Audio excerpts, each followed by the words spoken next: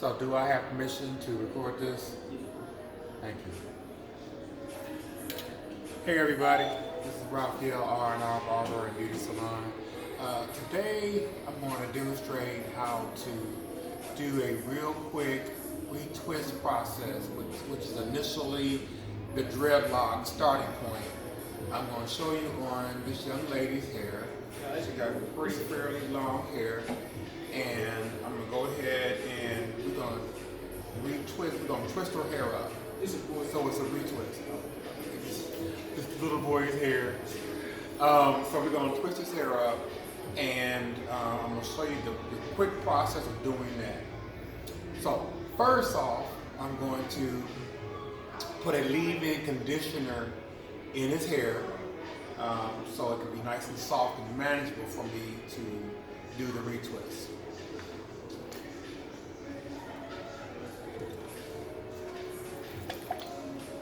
And it doesn't matter what kind of leave-in conditioner that you use. I like this one.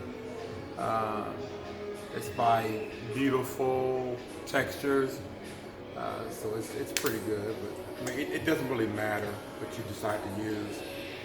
Okay, so about that much should do it. About a quarter's worth, half a dollar worth. Just simply evenly distribute it into the hair.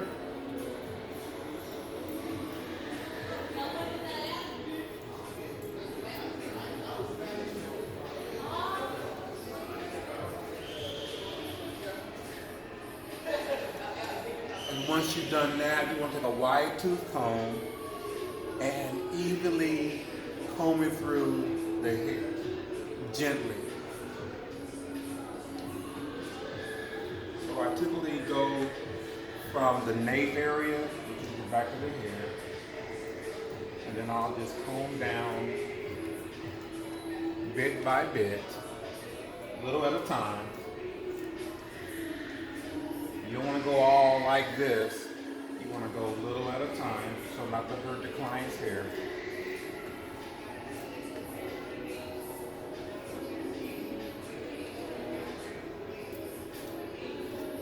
See how I just pour just a little bit into the comb and then comb it through.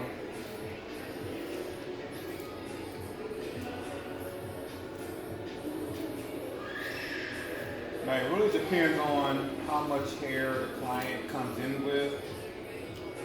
That will determine how much product you use on it. So he came in here with a lot of hair, as you can see. So I used quite a bit of product, conditioner, into the hair.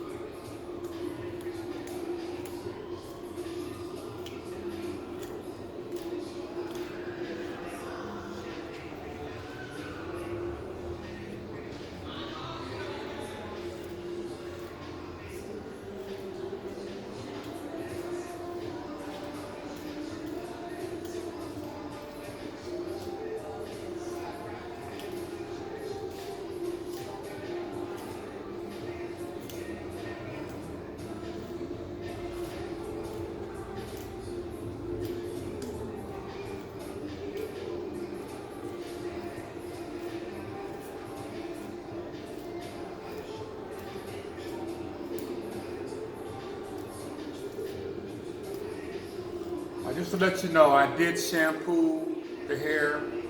You want to shampoo the hair twice, and then you don't have to put any conditioner in at the shampoo bowl, but you can if you want to.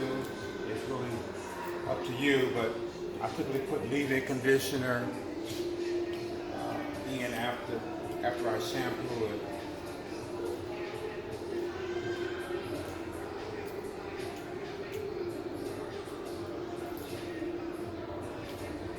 And it doesn't really matter what kind of shampoo you use. A cleansing shampoo and a conditioning shampoo combination will be recommended.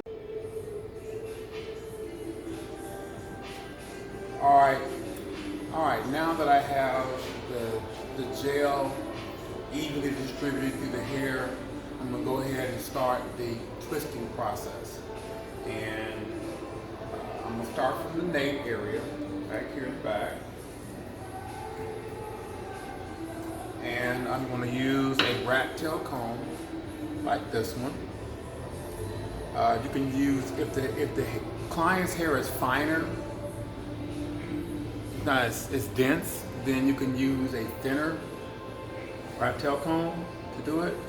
But because this client hair is much thicker, I don't want to hurt the hair or hurt the client, so I'll use this to do the twisting process.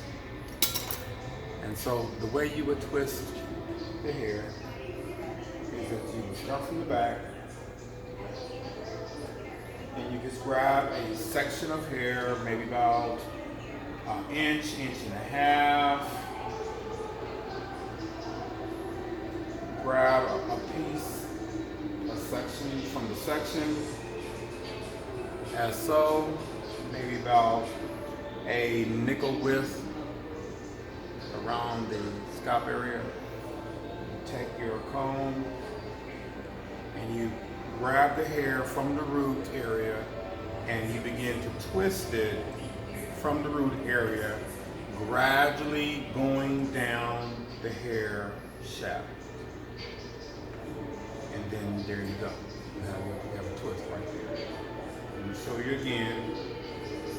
Take about a nickel length from the section that you created. You simply take the comb, comb it into the hair closest to the scalp, and then just simply twist. Twist it. So you're going to twist like this. See how I'm twisting that? And that's why I use the rat tail comb, because it's easier to twist with the rat tail comb. You just twist like that.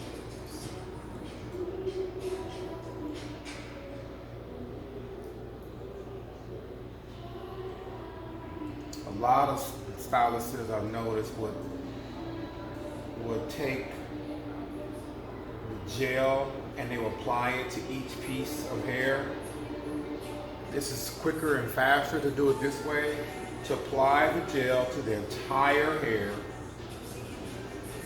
and then twist it. It's faster, it's easier, and the client will not be sitting in your chair all day.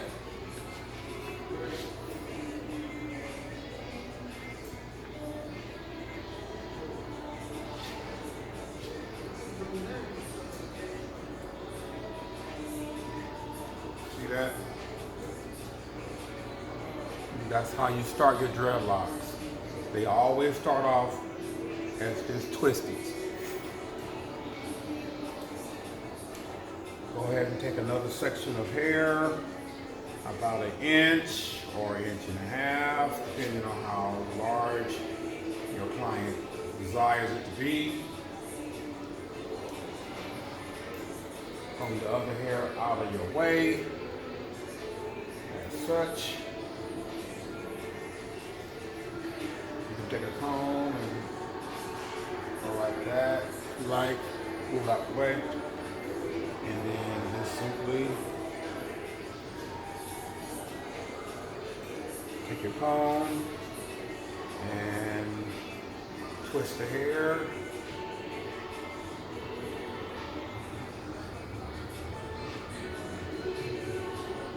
Until you twist it all the way down to the end. See how I just gradually go down the hair shaft? That's what you do. As you twist, you gradually go down the hair shaft. Practice makes perfect. You may not get it right the first time. No one ever does. But once you get it, there's a guy waiting on you. He'll be back in 15 minutes. Oh, you said you got it? Okay. So it's very easy to do once you practice this. You will have no problem.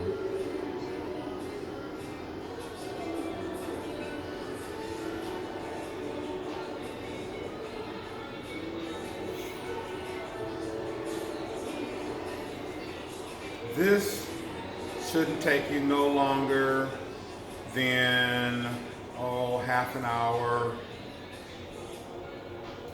35 minutes maybe, to do a whole head with this process.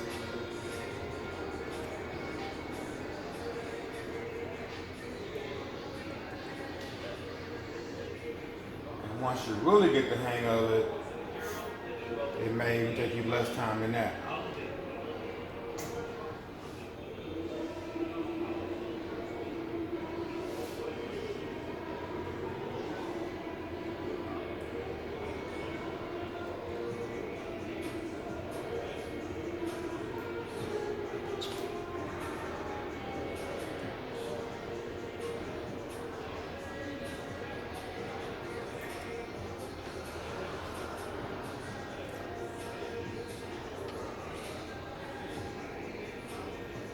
Working my way to the front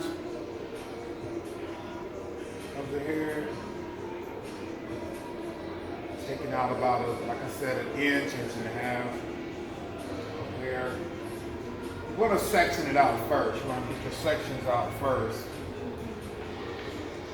to make it a more smoother, more controlled process. So I'm sectioning all the way around the head.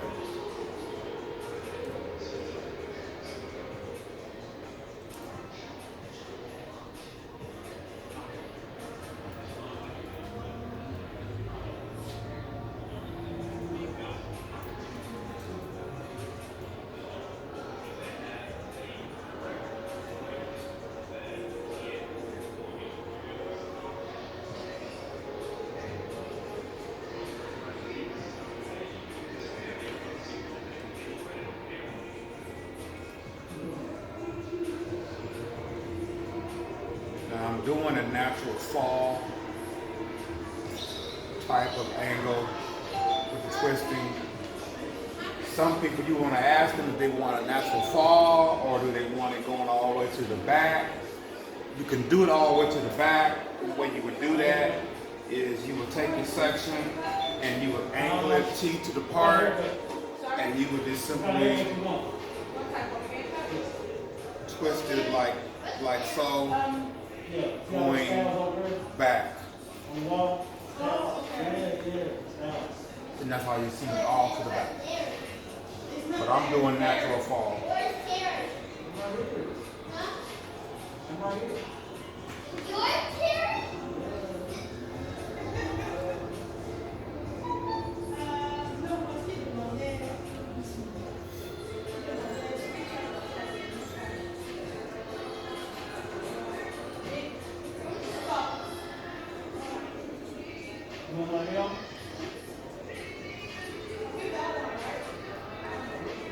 Over here.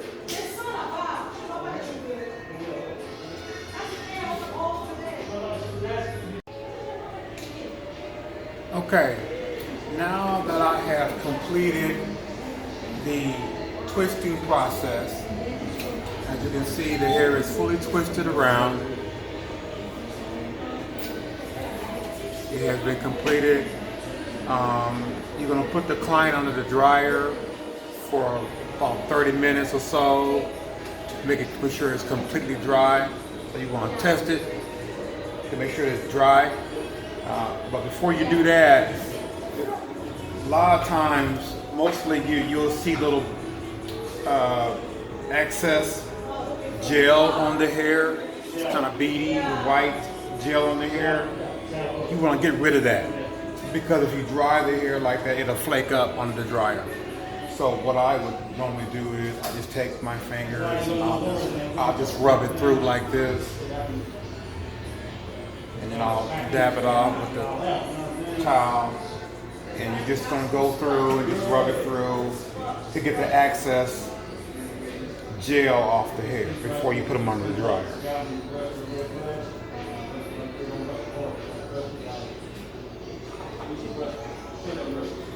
In that way, it prevents the flaking of the gel. So yeah, use that. You know what I'm saying? Come from the side, you take it around the line.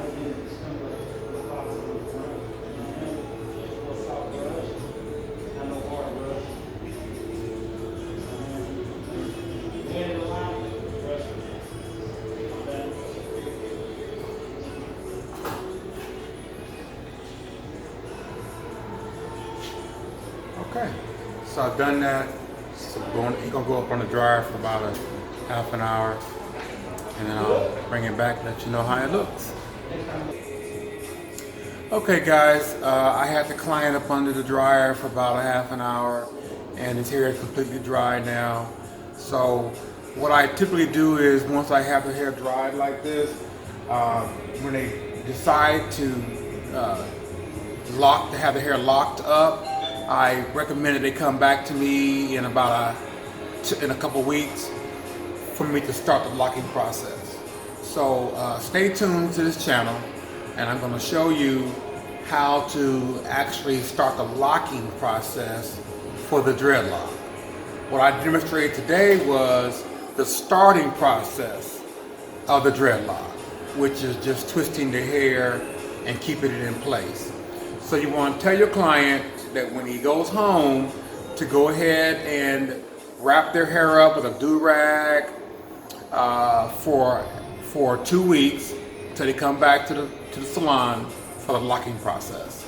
So every night you need to make sure that that client is utilizing your recommendation of putting the do-rag on his head every night before they go to sleep to keep the hair in place. Now what I do sometimes is I'll put a little spritz, some spritz in their hair. Any kind of spritz is good, just to keep the hair, hold it in place, give a little shine, keep the hair, hold it in place. All right, thank you guys for watching this segment of the dreadlock process. Please subscribe to my channel, R&R Barber and Beauty Salon, and there'll be more things to come. Thanks again, guys. Bye.